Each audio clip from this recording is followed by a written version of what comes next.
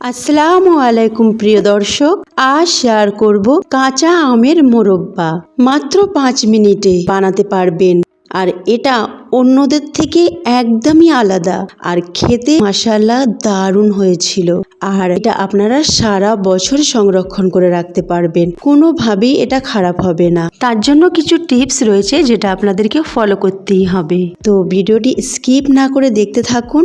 আর এই আমের সিজনে আমের মোরব্বাটি অবশ্যই আপনারা ট্রাই করবেন। আর আজকের রেসিপি ভালো লাগলে অবশ্যই লাইক, শেয়ার, কমেন্ট করতে ভুলবেন না। তার সাথে সাবস্ক্রাইব করে পাশে থাকা বেল আইকনটি ক্লিক করবেন। বিসমিল্লাহির রহমানির রহিম। এখানে আমি গাছের আম নিয়েছি, একদমই টাটকা। দেখলেন তো আঠা বেরোচ্ছে। তো এই আমগুলো ভালো করে আমি ধুয়ে নিয়েছি। এবার খোসা আমি ছিলে নিচ্ছি। আপনারা চাইলে বটি বা ছুরির সাহায্যে ছিলে নিতে পারেন। আমি এখানে পিলারের সাহায্যে ছিলে নিচ্ছি। সবগুলো খোসা আমি এইভাবে ছিলে নেব। সবগুলো আমের খোসা খুব ভালোভাবে ছিলে নিতে হবে।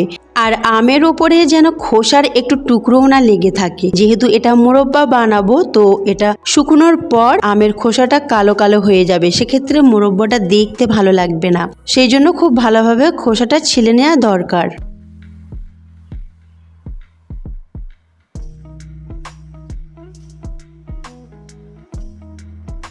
দেখুন আমি ছিলে নিয়েছি একেবারে পরিষ্কারভাবে। এবার এটাকে কেটে নেব।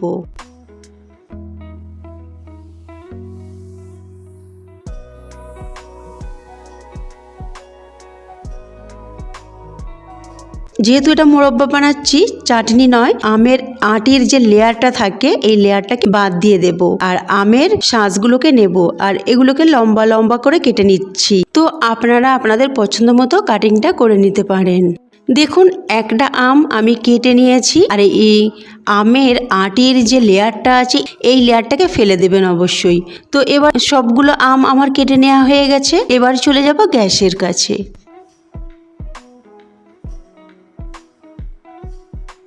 গ্যাসে একটা কড়া আগে থেকে বসিয়ে রেখেছিলাম, আর তাতে বেশ পরিমাণ মতো পানি দিয়েছি। পানিটা খুব ভালোভাবে গরম হতেই আমি দিয়ে দিলাম এই আমগুলোকে, আর একটু নাড়াচাড়া করে দিলাম। এবার জোর আঁচে এটাকে 2 থেকে 3 মিনিট ঘড়ি দেখে সিদ্ধ করে নেব, তার থেকে বেশি না। আম কোনো মতেই যেন নরম না হয়, তো 2 থেকে 3 মিনিটই সিদ্ধ করবেন।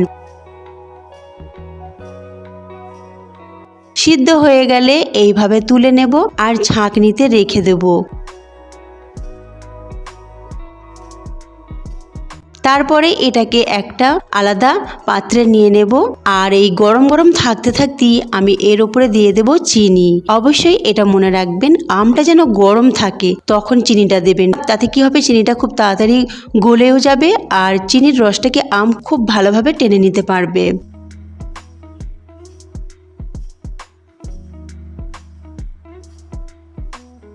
আর এটা আমি রেখে দিয়েছিলাম 1 ঘন্টার থেকেও বেশি। 1 ঘন্টা পর এবার আমি একটা প্লেটে তেল ব্রাশ করে নিচ্ছি। আর ওই চিনির রস থেকে আমগুলোকে একটা একটা করে তুলে প্লেটে আমি রেখে দিচ্ছি। এবার এগুলোকে আমি শুকিয়ে নেব।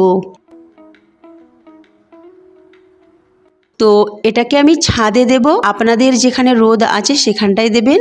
তো আমাদের ছাদে বেশ ভালো মতোই রোদ আসে, এটা আমার একদিনই শুকিয়ে যাবে। তো আমি ছাদে চলে এসেছি। এবার ছাদে দিয়ে সারাদিন রেখে দিচ্ছি। সারাদিন পর আমি এটাকে দেখাবো। দেখুন আমার একদিনই পুরো ভালোভাবে শুকিয়ে গেছে, আর আমার মোরব্বা রেডি হয়ে গেছে। এই মোরব্বা আপনারা সারা বছর সংরক্ষণ করতে পারবেন। আর এই আমের মোরব্বা বাচ্চা থেকে বড় কিন্তু সবাই পছন্দ করে। তো ফ্রেন্ডস, আজকের আমের মোরব্বা আপনাদের কেমন লেগেছে অবশ্যই আমাকে কমেন্ট করে জানাবেন। তার সাথে লাইক একটা করবেন। আল্লাহ হাফিজ।